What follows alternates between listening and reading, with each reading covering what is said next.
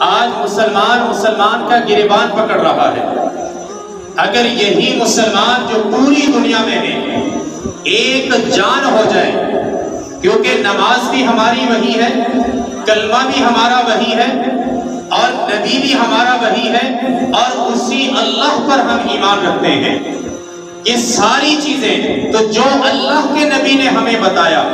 اس کے مطابق ہم سارے جمع ہو جائیں تو کسی غیر میں اتنی جرت نہیں ہے کہ وہ مسلمان پر ظلم کر دے۔ یہ ہوتا تبھی ہے کہ جب ہم آپس میں بڑھتے ہیں۔ تو اس لیے فرمایا کہ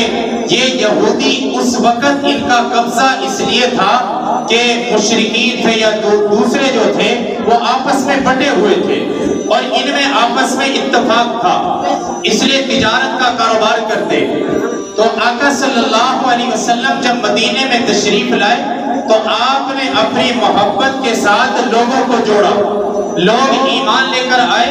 1 سے 2 4 5 اسی طرح آہستہ آہستہ تعداد بڑھتی چلی گئی، اور لوگ اتنا حضور سے محبت کرنے لگے کہ یہودی اس بات سے جلنے لگے کہ اب ہمارا رعب اور دبدبہ ختم ہو گیا، اب ہماری تجارت ختم ہو رہی ہے، کیونکہ صحابہ تجارت کرتے تھے، اللہ کے نبی نے بتایا، اور وہ تجارت اس انداز سے کرتے کہ لوگوں کے ساتھ انصاف کیا کرتے تھے، اور اگر کسی کا پیسہ رہ جاتا بلا کر اسے کہتے بھائی تیرے اتنے پیسے رہ گئے، اپنے پیسے لے جا، اتنی ایمانداری کے ساتھ کیا کرتے تھے۔ تو فرمایا کہ اس کا نتیجہ یہ تھا کہ لوگ صحابہ کی طرف آنے لگے، اور اسی تجارت میں آہستہ آہستہ یہ سارا کام، یہ سارا کاروبار مسلمانوں کے پاس آیا۔ اب یہ یہودی جو حضور سے جلنے لگے، دل میں نفرت رکھنے لگے، ان کا ارادہ یہ تھا کہ کسی نہ کسی طریقے سے اب اس دین کو روکا جائے، اس مذہب کو جو لے کر آیا ہے اس کو ختم کیا جائے معاذ اللہ۔ انہوں نے ہر طرح کی کوشش کی۔ آپ کو پتا ہے جب خیبر سے آپ تشریف لائے تو ایک یہودیہ نے آپ کو زہر بھی دیا تھا، تو جس کے بدلے میں صحابی جو تھا وہ شہید ہو گیا، اور آپ جو ہے کہ اللہ کی توفیق سے بچ گئے۔ اسی طرح انہوں نے اور راستے بھی اختیار کیے۔ اب ان کے دل میں ایک اور بات آئی کہ وہاں پر ایک یہودی تھا جو جادو کیا کرتا تھا، اور اس کا جادو بہت جو ہے کہ اس کی دور دور تک اس کے چرچے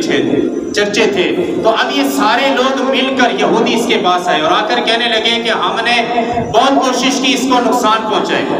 لیکن ہم اس کو نقصان نہیں پہنچا سکے، تو آپ اس کے ساتھ کوئی ایسا معاملہ کریں، کوئی ایسا جادو کریں کہ جس کی بنا پر یہ دنیا سے چلا جائے، مذہب اور دین اس کا یہیں پر ختم ہو جائے۔ اس نے کہا اچھا ٹھیک ہے۔ بدلے میں انہوں نے کیا کہ 3 درہم اس کو دی، اس نے وہ 3 درہم لی۔ اب اس نے ایک بچہ بلکہ ان سے کہا کہ بھئی کام تم نے یہ کرنا ہے کہ یہ محمد صلی اللہ علیہ وسلم جو ہے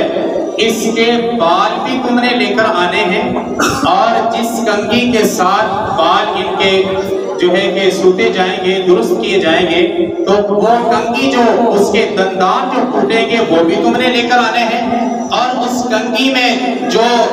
کھٹا وغیرہ جو ایسی کوئی بھی چیز لگ گئی ہے وہ بھی جو کنگھی میں لگ جائے تو وہ بھی تم نے لے کر آنی ہے۔ تو ٹھیک ہے، ایک بچہ اس کے لیے تیار کیا گیا جس کا نام عبد القدوس تھا، بڑا ہوشیار تھا، حضور کی خدمت میں آیا، خدمت کرنے لگا،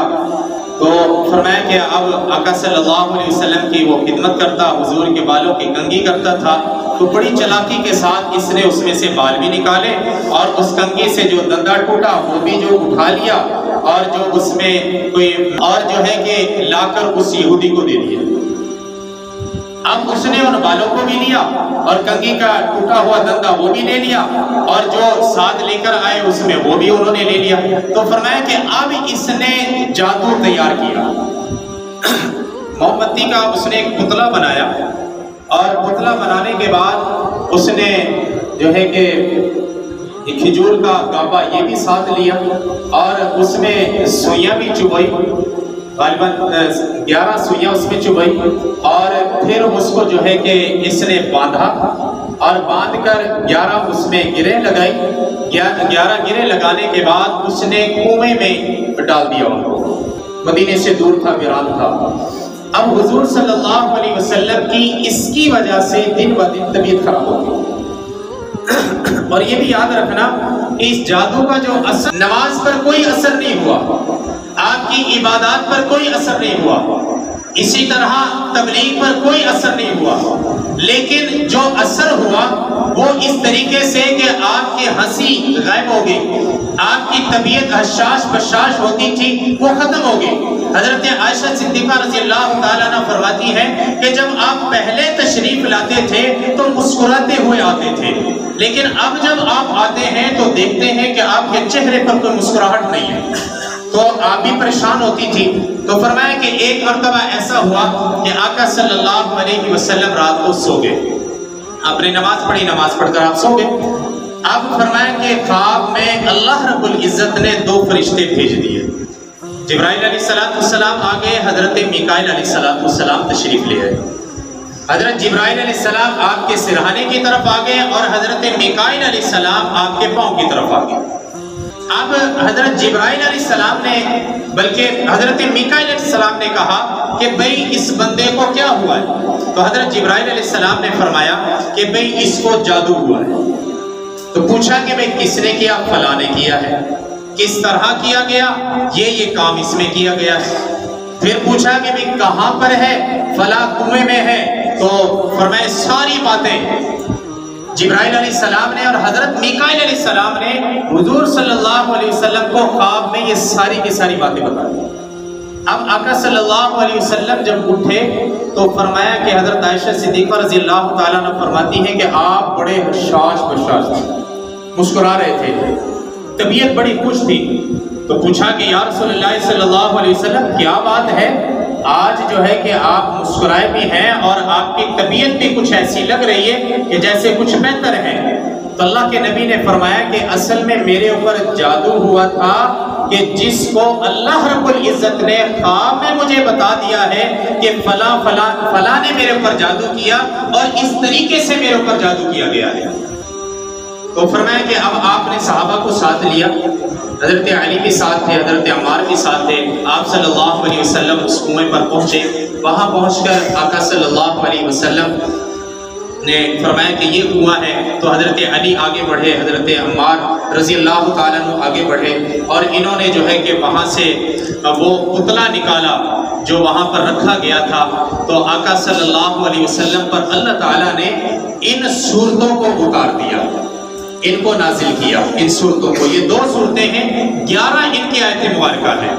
اللہ رب العزت نے ان صورتوں کو اتارا اور حکم دیا کہ آپ ایک ایک آیت پڑھتے جائیں اور ایک ایک گرہ کھولتے جائیں۔ فرمایا کہ آقا صلی اللہ علیہ وسلم ایک ایک آیت پڑھتے تھے اور ایک ایک گرہ کھولتے تھے۔ جیسے جیسے گرہ کھل رہی تھی آقا صلی اللہ علیہ وسلم کی طبیعت ہلکی ہو رہی تھی، پریشانی ختم ہو رہی تھی۔ جب 11 کی 11 گرہ کھل گئی تو آقا صلی اللہ علیہ وسلم مکمل اسی طریقے سے صحت یاب ہو گئے اور آپ کی طبیعت بہتر اور اچھی ہو گئی۔ فرمایا کہ یہ وجہ ہے جس کی وجہ سے میرے اوپر پریشانی تھی، لیکن اللہ کا شکر ہے کہ اس رب نے مجھے بتا بھی دیا ہے، اس رب نے کہ وہ رب ہے کہ جو ہمارا مالک بھی ہے، جو ہمارا خالق بھی ہے، ہمارا الہ بھی ہے، ہمارا معبود بھی ہے، کرنے والی ذات وہی ذات ہے۔ فرمایا کہ اس رب نے یہ ساری باتیں مجھے بتا دی ہے اور ساتھ مجھے یہ بھی بتا دیا کہ ایسے لوگوں کے شر سے بھی بچیں، پناہ میں آ جائیں، اس اللہ کے پناہ میں آ جائیں کہ جو الہ بھی ہے، مالک بھی ہے، بادشاہ بھی ہے، اس کی پناہ میں تم آ جاؤ۔ تو جو شخص صبح و شام ان صورتوں کا اہتمام کرے گا انشاءاللہ وہ جادو سے بھی بچے گا اور جنات سے بھی اس کی حفاظت ہوگی انشاءاللہ۔ تو اس لیے اگر چاہتے تو اللہ کے نبی پر یہ کچھ بھی نہ ہوتا، کچھ بھی نہ ہوتا، لیکن یہ ساری آپ کی زندگی ہمارے لیے ایک نمونہ ہے کہ اگر ایسے حالات آئیں پھر تم نے کیا کرنا ہے، اللہ کی